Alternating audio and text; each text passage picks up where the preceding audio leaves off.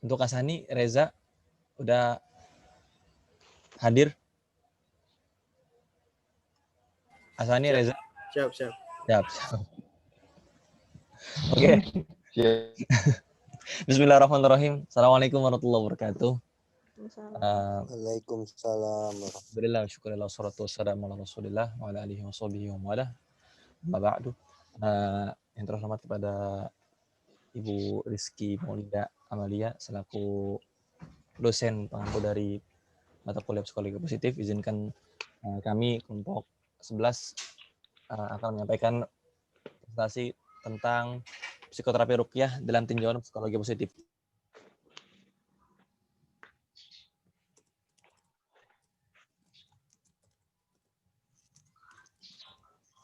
Baik,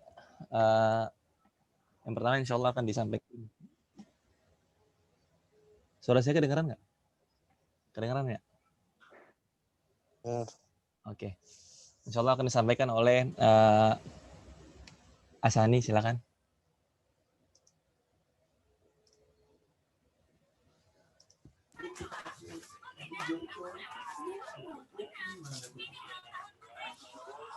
Bukan Indra Dori.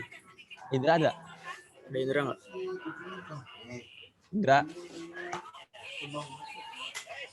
Nggak ada di kayaknya. Baca Erik kalau. Indra kemana Indra? Indra. Bangun kali. Kurang tahu Bu Indra Bu. Itu siapa ya yang masih nyalain TV? Di mute dulu.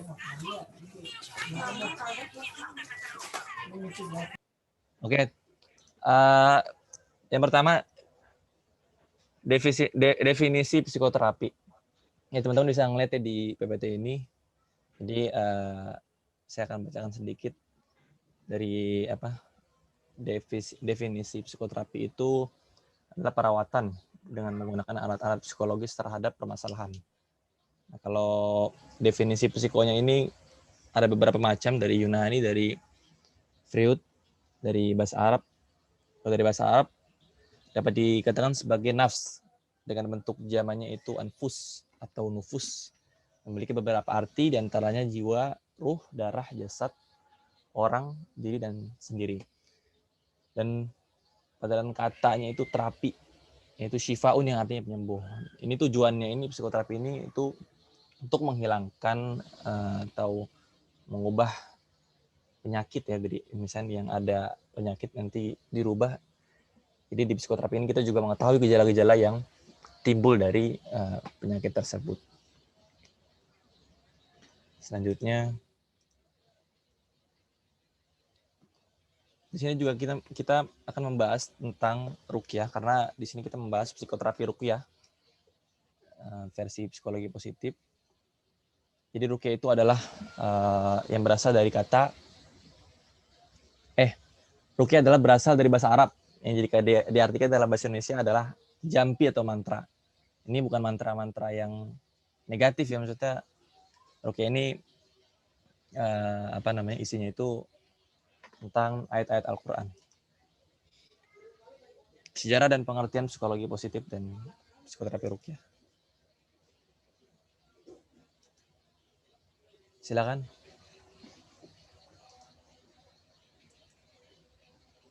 Asani atau Reza. Oke.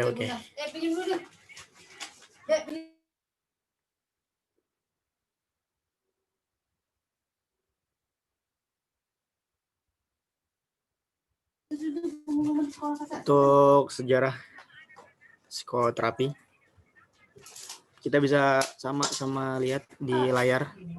Gagasan awal mengenai psikologi positif muncul saat Seligman berkebun dengan anaknya. Pada musim dingin tahun 1997, Seligman berdiskusi dengan Mihaly Csikszentmihalyi. Psikologi positif secara resmi didirikan oleh Martin Seligman pada tahun 1998. Seligman yang waktu itu menjabat sebagai presiden atau American Psychological Association secara otomatis dinobatkan sebagai bapak dari psikologi positif itu sendiri. Next, Rick. Ya. Apa alasan dibuatnya psikologi positif? Yang pertama, alasan awalnya, banyak praktik psikologi hanya berfokus pada upaya penyembuhan penyakit dan melupakan dua tujuan lain, serta hanya berfokus pada upaya penyembuhan penyakit mental. Yang kedua, maka psikologi telah berpaling dari tujuan awalnya, yaitu membuat orang lebih sejahtera. Yuk. Nasinya dong, Mam. Jangan kerupuknya aja.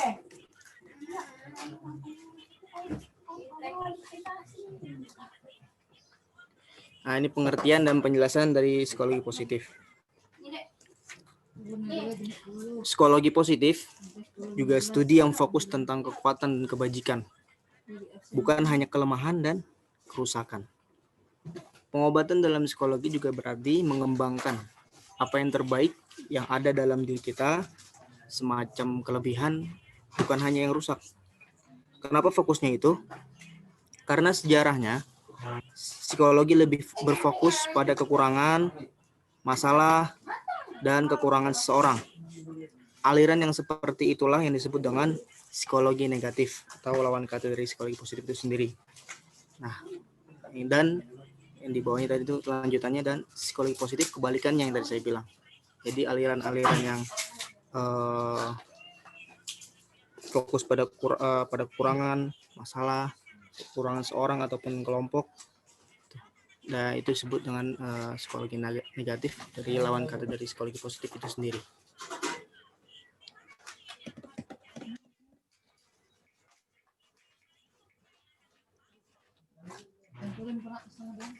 Utbah, ada Utbah? Belum masuk dia kayaknya. Reza, silakan Reza. Reza, ya. Suara saya kedengeran? Ya.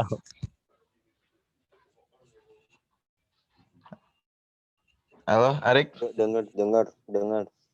Iya, iya. Oke. Psikoterapi Ruqyah. Ruqyah di sini yang dimaksud pengobatan ilahiyah. Ibnu Al-Qayyim Al-Jauziyah dalam kitab At-Tibun Nabawi menyebutkan bahwa pengobatan yang dilakukan Rasulullah SAW terhadap suatu penyakit ada 3 macam, yaitu dengan pengobatan alami, pengobatan ilahi, atau ruqyah dengan gabungan keduanya.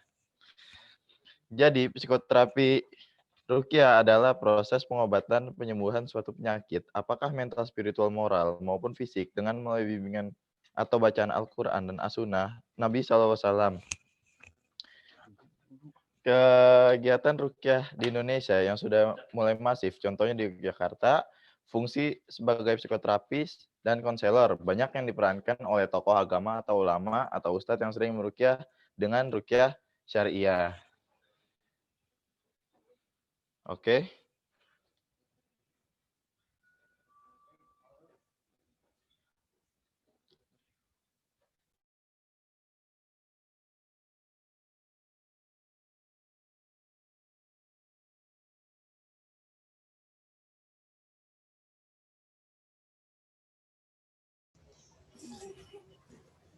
Oke, selanjutnya tata cara ruqyah. Ini ada ulama yang mengatakan bahwa, yaitu Syekhul Islam Ibnu Taimiyah rahimahullah mengatakan sesungguhnya meruqyah termasuk amalan yang utama. Meruqyah termasuk 83 kebiasaan para nabi dan orang-orang soleh. Para nabi dan orang-orang soleh senantiasa menangkis setan-setan dari anak Adam dengan apa yang diperintahkan dan yang diperintahkan oleh Allah dan Rasulnya. Pentingnya penyembuhan dengan ruqyah ini, maka setiap kaum muslimin semestinya mengetahui tata cara yang benar agar melakukan ruqyah tidak menyimpang dari kaidah syar'i. Nah, jadi ruqyah ini nggak sembarangan, nggak ada cara-cara yang dimana ruqyah itu bisa dikatakan sebagai ruqyah yang syar'i. Karena kalau kita lihat ada beberapa ruqyah mungkin ya yang di TV mungkin yang kurang tahu ustadznya siapa itu. Ada juga ustadz yang buat konten di YouTube. Dia ini memang ruqyah itu syar'i. Nah, di sini nanti insya Allah kita akan menjelaskan tentang tata cara ruqyah. Utbah sudah hadir? Oke, belum juga. Udah saya kunci soalnya, jadi yang tersambar nggak bisa masuk. Oke, Bu. Siap. Oke, di sini ada beberapa tata cara meruqyah. Yang pertama, keyakinan bahwa kesembuhan datang hanya dari Allah. Jadi yang pertama memang kita harus niatin dulu gitu bahwa kita mau ruqyah ini ya yang sembuhin itu Allah. Kita ini hanya sebagai wasilah, sebagai perantara saja. Yang kedua, ruqyah harus dengan Al-Qur'an, hadis, atau dengan nama dan sifat Allah dengan bahasa Arab atau bahasa yang dapat dipahami. Jadi mungkin ada beberapa ayat-ayat Al-Qur'an yang itu bisa dijadiin sebagai ayat ruqyah. Salah satunya saya lupa ayat berapa yang itu bunyinya wa nunazzilu minal qur'ani ma huwa syifaa'un wa rahmatul lil mu'minin. Itu biasanya dibacain sama yang ruqyah gitu. Juga ada juga surat Al-Hasyr. Itu juga sering dibacain sama orang-orang yang meruqyah. Yang ketiga, mengikhlaskan niat dan menghadapkan diri kepada Allah saat membaca dan berdoa. Nah, ini juga penting. Jadi memang peruqyah ini memang harus niatnya memang karena Allah gitu. Harus ikhlas. Nggak boleh ada rasa wah ini karena gua, ini gara-gara gua sembuh. Itu nggak boleh gitu. Yang keempat, membaca surat Al-Fatihah dan meniup anggota tubuh yang sakit. Demikian juga membaca surat Al-Falaq, An-Nas, Al-Ikhlas, Al-Kafirun, dan surah ayat Al-Quran. Gitu. Kalau misalnya memang nggak bisa, ya mungkin salah satunya ini tadi. Al-Ikhlas bisa, Al-Falaq, An-Nas juga bisa. Jadi pada dasarnya dapat digunakan untuk meruqyah. Tapi ayat-ayat yang disebutkan dalilnya tentu akan lebih berpengaruh. Jadi kayak tadi ada ayat-ayat yang memang dikhususkan untuk ruqyah gitu. Dalam arti di sini saya sering mendengar beberapa peruqyah itu membaca beberapa ayat dalam Al-Quran yang sering dibacain gitu ketika dia meruqyah orang. Yang kelima, menghayati makna yang tergandung dalam bacaan Al-Quran dan doa yang sedang dibaca.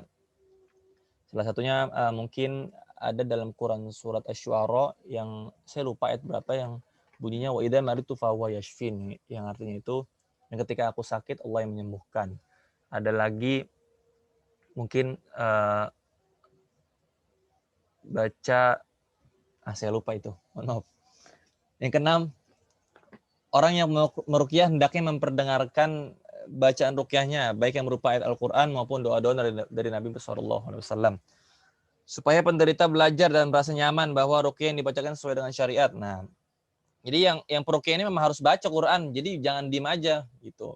Nggak bisa kita berhadapan dengan orang yang mau kita ruqyah, kita diem aja kita bacain doa gitu. Enggak. Jadi memang harus diperdengarkan gitu. Kita baca suratnya gitu.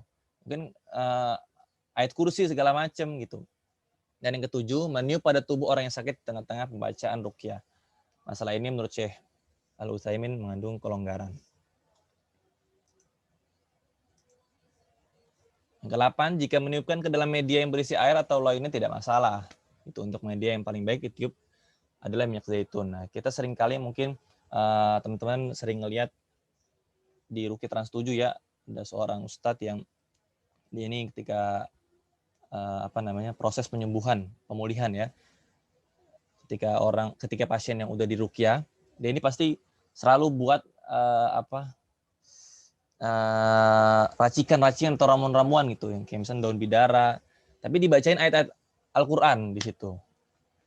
Nah, yang ke-9, mengusap orang yang sakit dengan tangan kanan. Kalau misalnya seandainya yang kita ruqyah ini lawan jenis, ya, nah itu bisa lewat perantara, mungkin lewat suaminya atau mungkin yang mahramnya gitu. Kalau misalnya memang tidak ada, pakai sarung tangan. Ini saya ngelihat di Ruqyah Trans 7 gitu.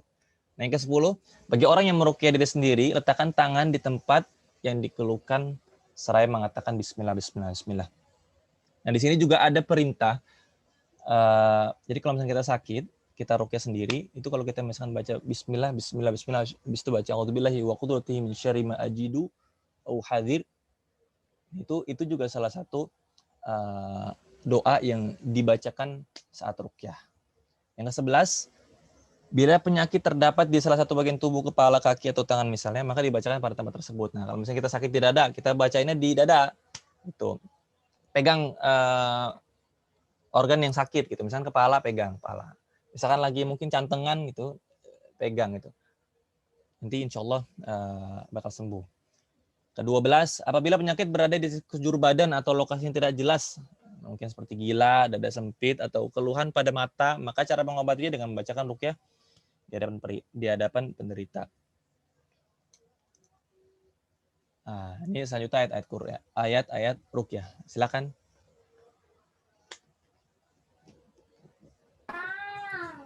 Iya, tadi tata cara ruqyah ada banyak, ada berapa tadi? Ada 12-an lebih. Jadi sebenarnya yang disebutkan beberapa tadi memang Nabi Muhammad SAW pernah pernah mempraktekkannya ketika salah seorang sahabat merasakan sakit pada badannya, terus sahabat tersebut ngadu pada Rasulullah SAW kalau badannya sakit, dan Rasulullah SAW memegang daerah yang sakit itu dengan tangan kanan dan membacakan ayat-ayat dari Al-Quran. Jadi pada dasarnya ayat Al-Quran seluruhnya bisa dijadikan untuk untuk ruqyah. Cuman ada beberapa yang mungkin efeknya bakalan luar biasa kalau misalkan digunakan ketika ruqyah. Ini ayat-ayat ruqyah kita bisa lihat ada 16 gitu ya. Baca surah Al-Fatihah sebanyak 7 kali. Baca surah Al-Baqarah 1-5 sebanyak 1 kali. Baca ayat kursi sebanyak 3 kali. Baca 2 ayat terakhir surah Al-Baqarah sebanyak 1 kali. Ali Imran ayat 8 sebanyak 1 kali. Surat Yunus ayat 81-82 sebanyak 7 kali. Surat Ar-Ra'd ayat 28 sebanyak 7 kali. 4 ayat terakhir surah Al-Mu'minun sebanyak 1 kali. Surah An-Nur ayat 35 sebanyak 1 kali. Surat As-Saffat ayat 6-9 sebanyak 1 kali, dan ayat 8 sebanyak 7 kali. Surah Az-Zumar ayat 38 sebanyak 3 kali.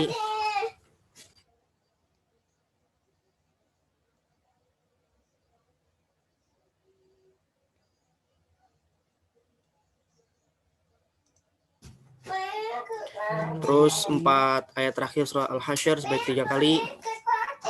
Membaca 2 ayat terakhir surah Al-Qalam sebanyak 3 kali. Selanjutnya ada surah Al-Ikhlas sebanyak 11 kali. Surah Al-Falaq 3 kali. Surah An-Nas 3 kali. Dan ayat-ayat ini yang tadi saya sebutkan bisa digunakan untuk ruqyah. Tinggal bagaimana kebutuhan kita lihat kebutuhan kita. Kita bisa menggunakan surat Al-Fatihah tadi. Kalau misalkan cerita dari Pak Bahron, dosen kami, dosen hadis gitu ya. Beliau mengatakan ada seorang yang meminta untuk dibacakan surat Al-Fatihah demi kesembuhan atau kemudahan dalam dalam mengakhiri hidupnya, karena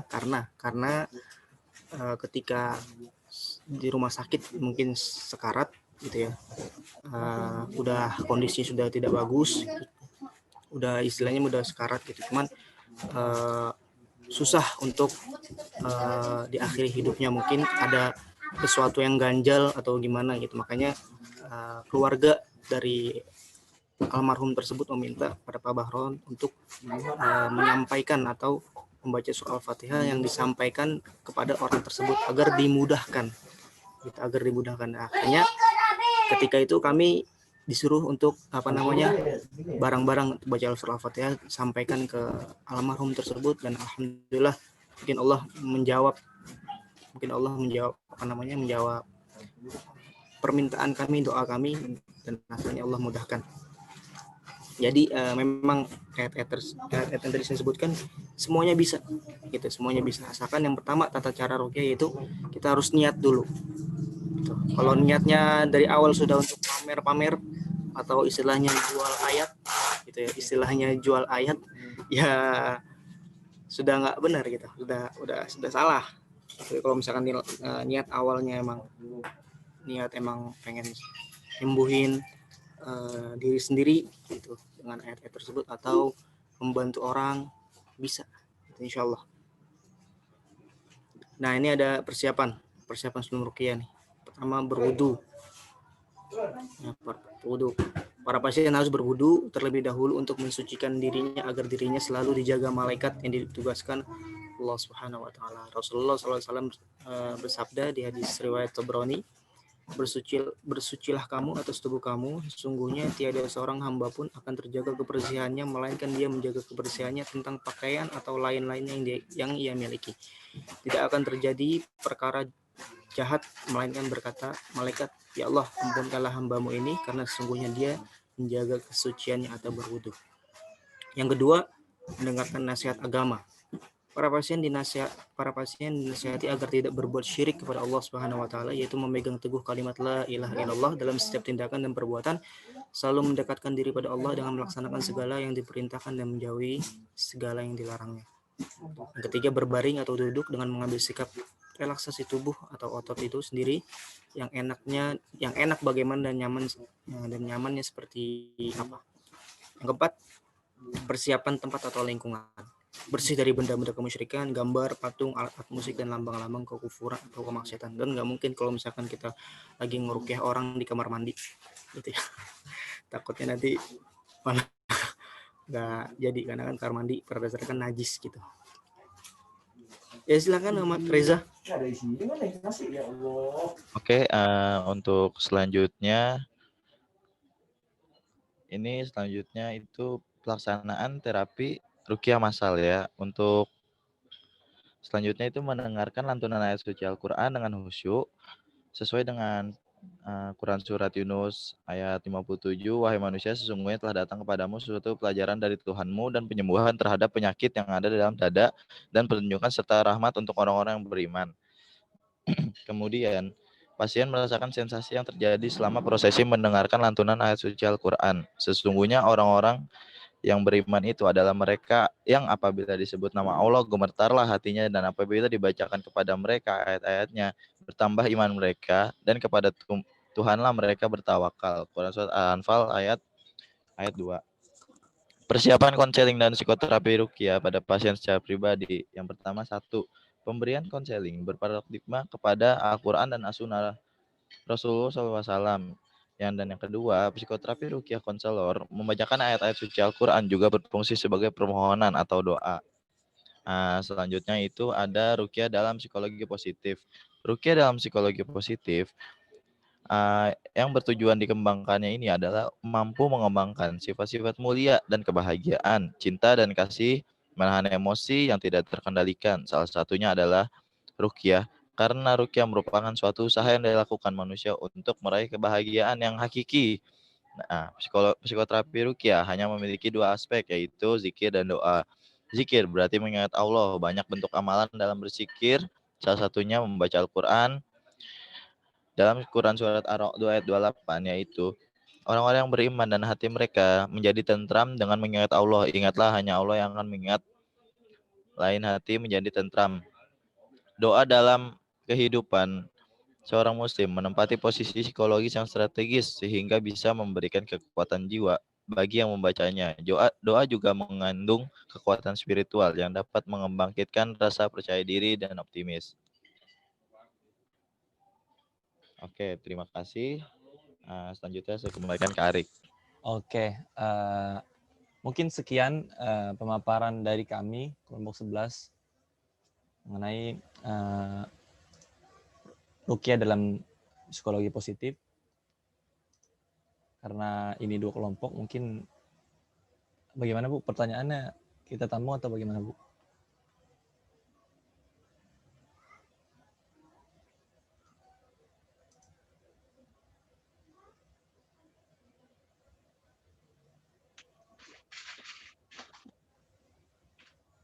Langsung ke kelompok selanjutnya atau bagaimana Bu? Oke, ditampung dulu boleh ya pertanyaannya di kolom chat. Kasih aplaus boleh buat kelompok 11 tadi yang udah presentasi tentang psikoterapi Ruqyah. Ya, ini cukup berkaitan dengan prodi kita ya, karena langsung di konselingnya seperti itu. Berikutnya silakan kalau ada yang mau bertanya di kolom chat dulu ya, nanti kita coba jawab satu-satu, atau kalau misalnya waktunya tidak terkejar di e-learning dengan forum discussion group, tapi mudah-mudahan terburu. Berikutnya Baik. untuk kelompok 12 silakan mempersiapkan diri yang tentang variabel psikoterapi, variabel konseling Islam. Silakan ya kelompok 12.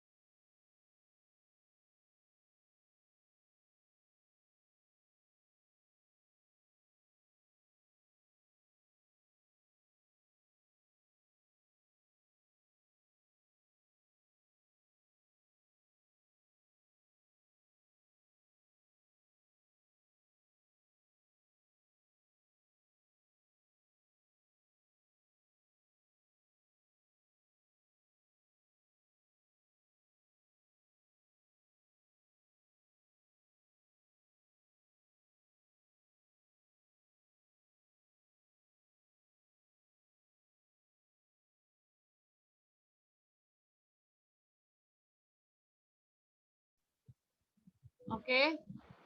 Bismillahirrahmanirrahim. Assalamualaikum warahmatullahi wabarakatuh. Waalaikumsalam warahmatullahi wabarakatuh.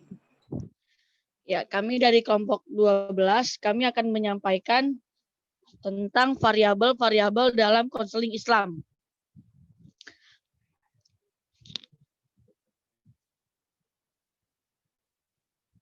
Oke, kita mulai aja ya.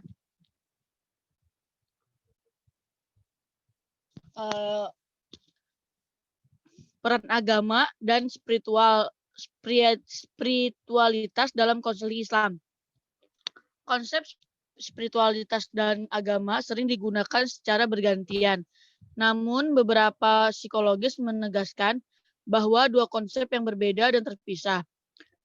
Menurut Walsh 1998, agama didefinisikan sebagai yang diselenggarakan sistem kepercayaan yang mencangkup nilai-nilai bersama dan di lembaga moral, keyakinan tentang Tuhan dan keterlibatan dalam komunikasi agama. Sedangkan spiritualitas didefinisikan sebagai set internal values, arti makna, kebutuhan batin, dan hubungan dengan orang lain. Dan menurut Blando 2006, spiritualitas difokuskan pada hubungan dengan orang lain dan berisi 3 komponen utama, yaitu 1. Koneksi ke seseorang atau sesuatu di luar diri sendiri. 2. Rasa kasih sayang yang bagi orang lain. 3. Keinginan untuk berkontribusi pada kebaikan orang lain. Sedangkan agama konsisten dengan definisi dapat dipahami dalam hal pengalaman sosial, tingkat, dan spiritualitas sebagai pengalaman individu tingkat. Karena kedua konsep ini terkait dan sering tumpang tindih, konselor cenderung melihat berbagai tingkat baik dari klien.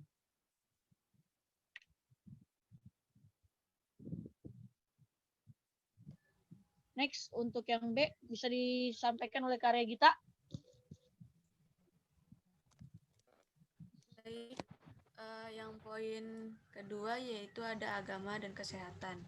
Nah, mengatasi spiritualitas dan agama dalam konseling mungkin memiliki nilai terapeutik dalam batas bahwa penggabungan membantu konselor untuk mendukung klien menghubungkan ke orang lain.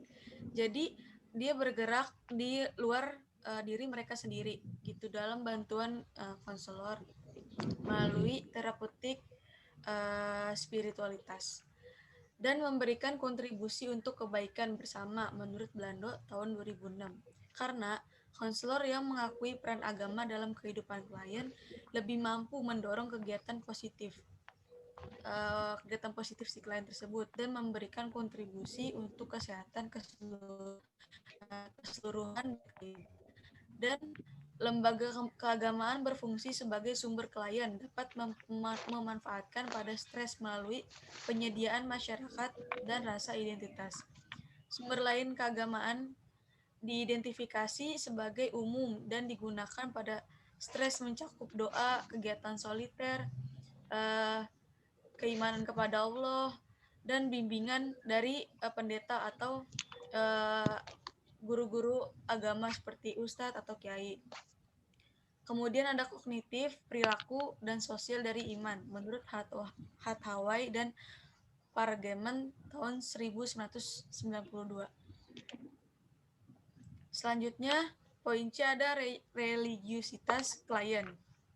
Religius dalam bimbingan konseling mengimplikasikan bahwa konselor sebagai helper atau pembantu gitu atau penolong pemberian bantuan yang dituntut untuk memiliki pemahaman dalam kehidupan sehari-hari, khususnya dalam memberikan layanan bimbingan konseling kepada klien tersebut. Karena sebagian besar klien menerima konseling dan dengan unsur-unsur religiusitas termasuk mengidentifikasikan bahwa sudah sangat membantu dalam membuat kemajuan menuju tujuan sebanyak 73,5%, sedangkan 16,3% melaporkan integrasi religiusitas telah cukup membantu, dan 10,2% yang menunjukkan itu tidak membantu. Artinya lebih banyak presentasi yang melaporkan bahwa religiusitas cukup membantu. Kemudian tidak ada responden yang melaporkan bahwa integrasi religiusitas dalam konseling tidak membantu. Selanjutnya akan dibacakan kembali oleh Retno.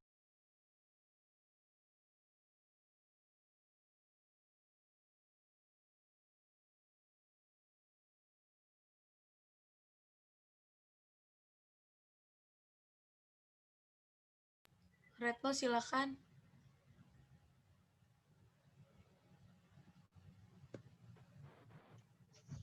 Tes. Ya, untuk poin selanjutnya yaitu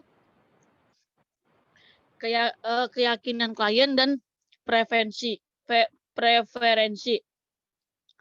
Kebanyakan klien potensial percaya isu-isu agama umumnya, sesuai dalam sesi konseling dan bahkan menampilkan preferensi untuk membahas keprihatinan spiritual atau agama.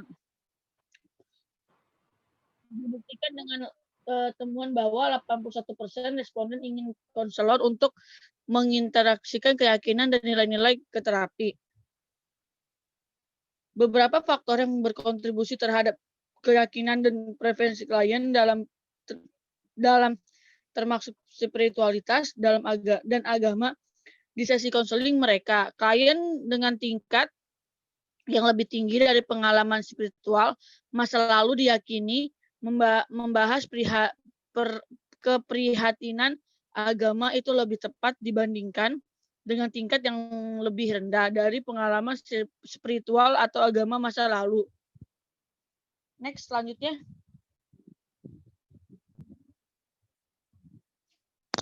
Untuk Tresna atau Kak Maya. Oke, di sini ada pertimbangan etis, diskusi agama dan hubungan spiritualitas untuk proses konseling mengundang argumen untuk mengabaikan dan mengatasi agama dan spiritualitas dalam sesi konseling atas dasar pertimbangan etis. Demikian juga studi kode etik profesi konselor sering mengajak pertimbangan agama dan spiritual. Kode etik konselor telah ditetapkan di tempat oleh sejumlah organisasi konseling profesional untuk memastikan bahwa setiap orang yang mencari pengobatan diterima sebagai individu. Seperti sebelumnya terlihat di NS RIS, domain spiritual dari kehidupan klien tidak menerima tingkat yang memadai perhatian klinis. Steen, Engels, and menawarkan penjelasan bahwa banyak konselor dapat membatasi penggabungan antara agama dan spiritualitas dalam konseling karena berbagai pertimbangan etis. Selain itu, konselor mungkin merasa sulit untuk menghadiri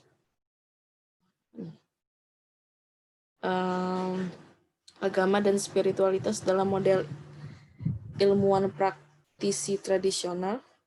Lalu yang lain berpendapat dengan hati-hati dan menegaskan bahwa agama harus dibicarakan hanya dengan pendeta dan teolog, karena konselor yang menggabungkan agama dan spiritualitas dalam risiko praktik mereka melanggar batas-batas kompetensi profesional mereka.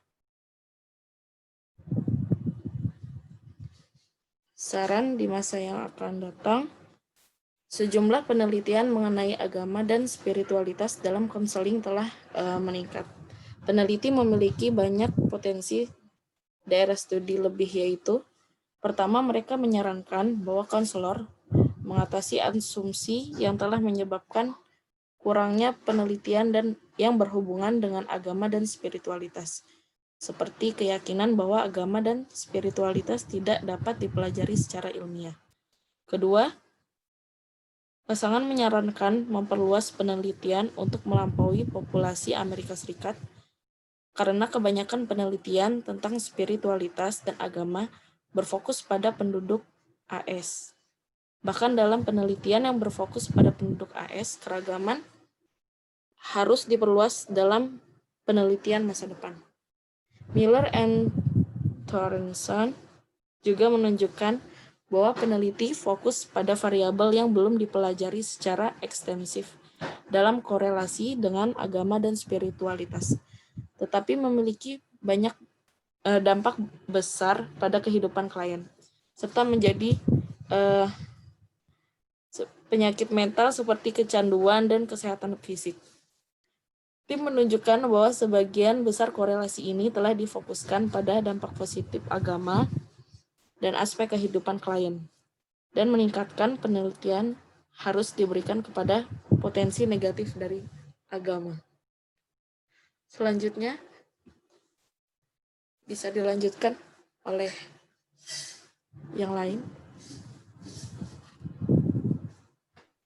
Mungkin Caisna.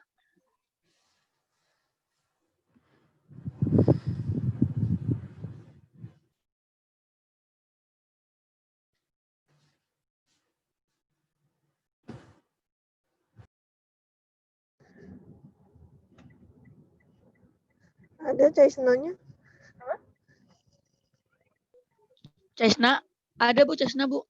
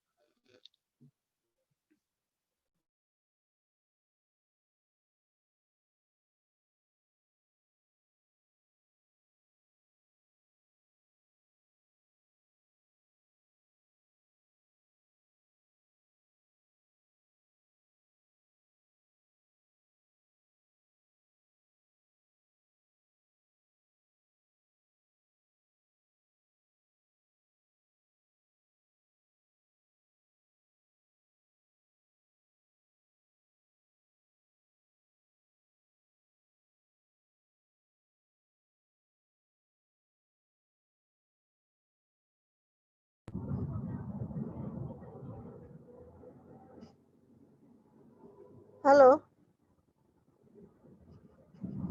Kaisna, yang lain nggak ada dia berarti.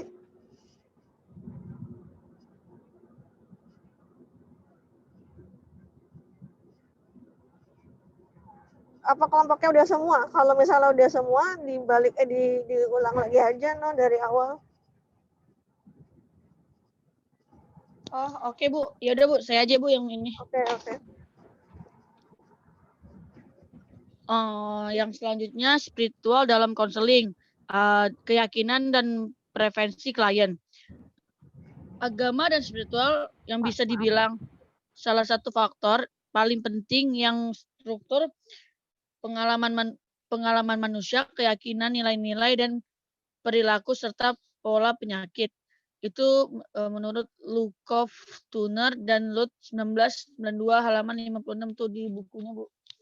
Terus religius menunjukkan kesetiaan kepada keyakinan dan praktik institusional agama terorganisir, sedangkan spiritualitas menunjukkan keyakinan, pengalaman dan praktek-praktek yang melibatkan hubungan individu dengan makhluk yang lebih tinggi atau alam semesta. Terus potensi klien khawatir bahwa psikoterapis mungkin mencoba untuk mengubah keyakinan agama klien, baik dengan merusak kepercayaan mereka atau mencoba untuk mengubah klien untuk agama terapi sendiri. Next.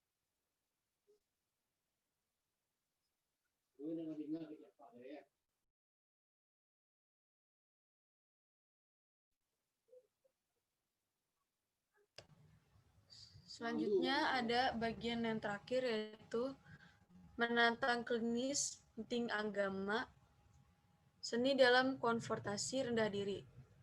Nah, menantang klinis penting agama dengan perawatan dan kerendahan hati, artinya menuju konfrontasi hormat. Charles Radley dan rekan telah tajam berkata bahwa bahkan sebagai profesi kesehatan mental telah difokuskan energi yang besar pada konstruk dan terkait sikap serta keterampilan kompetensi budaya. Banyak sarjana dan praktisi telah diabaikan aspek penting dari kompetensi multikultural konfrontasi budaya.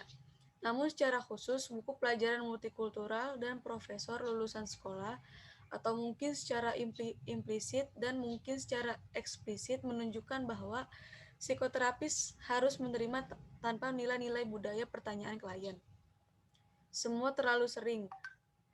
Praktisi in training belajar bahwa untuk menjadi kompeten secara budaya, mereka harus kritis menerima kepercayaan klien dan perilaku yang tampak berasal dari unsur-unsur penting dari budaya si klien, dan menerima tidak kritis seperti sejumlah cacat yang signifikan dalam diskusi kompetensi budaya, sensitivitas, dan rasa hormat. Sekian presentasi dari kelompok kami. Kurang lebihnya mohon maaf. Oke, boleh kasih aplaus ya buat kelompok yang presentasi, kelompok 12 dan tadi 11. Hari ini sudah dua-duanya dan sudah semua kalau nggak salah. Jadi semua kelompok sudah presentasi untuk mata kuliah ini. Silakan yang mau tanya di kolom chat dulu, nanti ditampung. Kalaupun nggak cukup, mungkin dilanjutkan pekan depan. Ini sudah ada beberapa ya yang bertanya. Ini sepertinya banyak ke kelompok 11 ya. Ya, Bu. Silakan kelompok 11 mungkin bisa menanggapi kalaupun waktunya nggak cukup, karena kita sampai 8.40 ya, benar nggak sih? Ya, Bu. Ya, Bu, benar. Kalau nggak cukup, nanti dilanjut di pekan depan. Sambil saya nanti menambahkan juga di pekan depan seperti itu. Silakan Oke, Bu. kelompok 11 menanggapi dulu. Oke, Bu. Izin menanggapi, Bu ya. Ya. Baik. Nanti tambahin Rik ya. Ya. Yang pertama dari pertanyaan Nabila Maulidia. Assalamualaikum, Nabila Maulidia mau nanya. Jadi Nabila Maulidia sering ketindihan nggak bisa bangun, itu apakah harus diruqyah atau nggak usah? Mungkin kalau istilah kita tuh kalau ketindihan tuh kayak rep-repan gitu ya, kayak rep-repan gitu. Nah, kalau misalkan kita apa namanya, kalau kita pernah dengar tuh kalau kata orang-orang, kalau misalkan dari segi medis, itu apa namanya, ada urat yang tegang, entah urat di badan atau di mana gitu ya. Kita kan nggak tahu, itu kan dari segi medis, cuman kita belum tahu pastinya gimana. Nah, cuma kalau misalkan ditanya apakah harus ruqyah atau enggak, itu tergantung Nabilanya gimana. Kalau misalkan Nabila mau ruqyah, mau tahu ada apa nih, ada masalah apa nih, ya ruqyah aja gitu. Kalau misalkan emang Nabila nggak ngerasa nggak harus ruqyah deh kayaknya deh, ini kayaknya biasa doang, ya udah berarti nggak usah ruqyah gitu. Atau ruqyah mandiri aja, kayak baca-baca ayat Quran atau segala macam gitu. Kalau misalkan emang mau diruqyah, Reza bisa ruqyah kok, nanti minta bantuan aja gitu. Oke, lanjut. Itu Nabila ya. Jadi kalau misalkan ditanya apakah harus ruqyah atau enggak, itu terserah Nabila. Mau ruqyah boleh, biar tahu ada masalah apa gitu, dan nanti disampaikan ke ke yang peruqyahnya masalahnya gimana, biar nanti dicari tahu. Kalau misalkan Nabila nggak mau ruqyah juga nggak apa-apa kalau ditanya kayak gitu. Yang kedua ada Mawar. Assalamualaikum, izin bertanya gimana cara membedakan ruqyah syar'i dan tidak syar'i, dan apakah terapi ruqyah syar'i dengan Quran ini sama? Apa perbedaan di antara keduanya? Oke. Kalau misalkan kita tahu juga nih, ada nih apa namanya yang ibu-ibu viral yang ruqyah. Siapa namanya, Rik? Ibu siapa, Rik? Nama Rik? Ningsi. Oh, ya, itu Ibu Ningsi tuh. Jadi kalau misalkan secara simpelnya aja membedakan mana ruqyah syar'i, mana yang enggak syar'i, yang berkedok syar'i gitu ya, berkedok syar'i, bisa dilihat dari apa yang dia baca. Gitu, bisa lihat apa yang baca dan apa yang keluar dari mulutnya. Kalau misalkan kita lihat dari Ibu Ningsi ini, yang keluar dari mulutnya kan banyak. Ayat Quran keluar, hadis keluar gitu kan. Jadi kan ada syar'inya nih. Tapi selain dari itu, dia juga keluar kata-kata kotor. Kayak misalkan goblok lah, tolol lah, gitu. Jadi kan kalau misalkan ruqyah kayak gitu kan bisa dibilang ya berkedok syar'i. Karena kan emang membawakan ayat Al-Quran, memang hadis juga dibawain gitu. Cuman kata-kata yang selain dari itu keluarnya yaitu kata-kata kotor. Dan itu bagus kalau misalnya ketika lagi ruqyah, karena kan memang kata-kata itu kan memang kata-kata dari setan atau jin tersebut gitu loh. Nah gitu Mawar ya, semoga jawabannya membantu. Nanti kalau misalkan kurang, Arik jawab. Ketiga dari Ainun, mau tanya apakah seorang yang diruqyah tersebut bisa mengalami kegagalan atau bisa dibilang dalam ruqyah nggak masuk dalam diri seorang, kalau gagal apa penyebabnya? Nah, mungkin kalau misalkan tadi Mas Ainun ngelihat tata cara ruqyah yang tadi sudah disebutkan, mungkin bisa dilihat. Atau ketika gagal, mungkin niatnya kurang, niatnya tuh masih nyoba-nyoba gitu, nggak serius gitu, niatnya nggak serius, tahu niatnya pengen pengen kalau misalkan bantu orang, pengen pamer gitu. Nah mungkin tata cara yang lainnya yang seharusnya pakai tangan kanan malah pakai tangan kiri gitu ya, malah pakai tangan yang nggak bagus gitu. Jadi kalau misalkan penyebabnya balik lagi ke tata cara tadi gitu. Kalau misalkan tata cara yang sudah dilakukan dengan benar, insya Allah berhasil, insya Allah berhasil. Jadi tinggal dilihat aja dari tata cara tersebut, apakah ada yang kurang atau masih kurang dalam artian memang kurang poinnya atau kurang sempurna gitu. Jadi bisa disempurnakan. Karena ketika kita meruqyah diri sendiri juga gitu, kita harus betul-betul gitu loh. Kita harus betul-betul niat untuk menyembuhkan apa yang ada dalam diri kita. Misalkan kita sakit apa gitu, kita harus betul-betul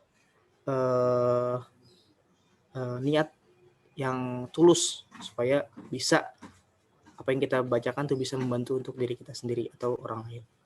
Nah mungkin dari jawaban saya itu bisa membantu teman-teman yang mau tanya. Dari Arik mungkin ada tambahan?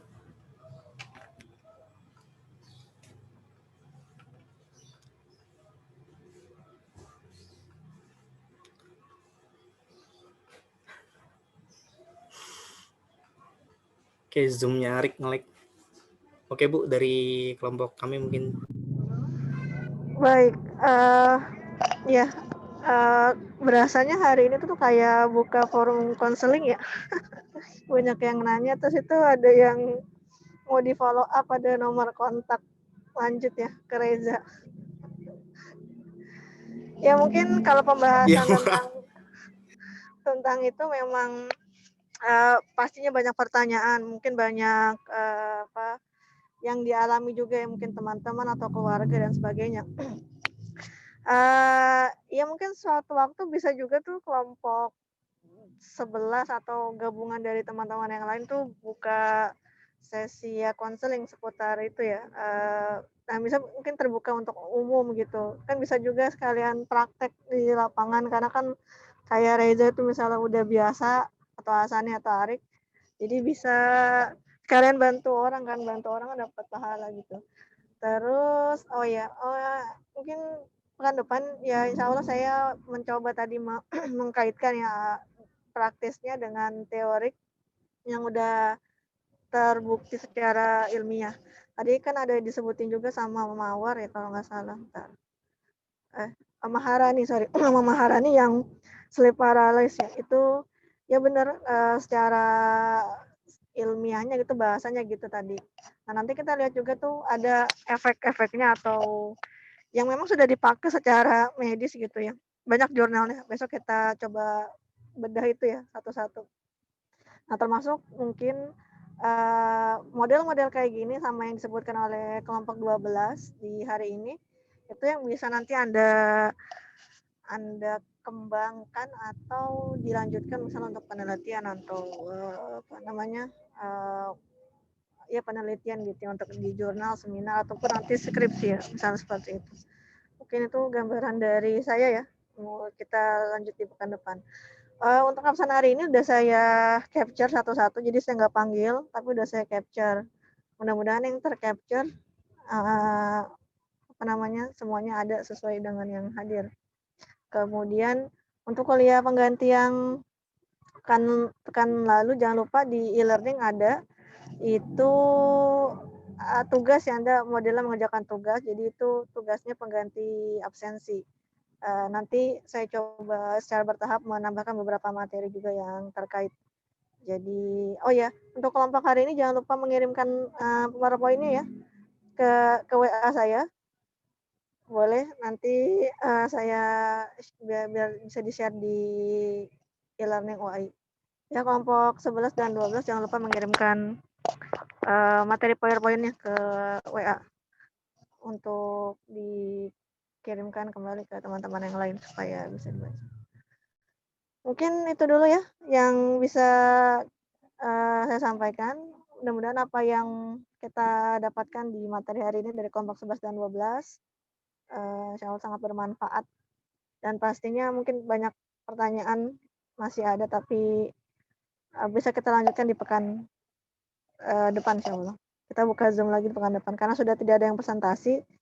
Insya Allah yang membahas nanti saya coba tadi membuka dari sisi ilmiahnya. Kemudian kalau ada pertanyaan silahkan juga, jadi sekalian diskusi ya di pekan depan. Gambarannya seperti itu. Oke ya, mungkin itu dulu untuk pertemuan kita kali ini. Mudah-mudahan dapat dipahami. Kurang lebihnya mohon maaf. Kita tutup dengan hamdalah. Alhamdulillahirobbilalamin. Subhanakallahumma wa bihamdika asyhadu an la ilaha illa anta astaghfiruka wa atubu ilaik. Sampai ketemu pekan depan ya insyaallah. Assalamualaikum warahmatullahi wabarakatuh. Waalaikumsalam warahmatullahi wabarakatuh. Terima kasih Bu Rizky. wabarakatuh. Makasih Bu Rizky. Assalamualaikum warahmatullahi wabarakatuh. Wabarakatuh.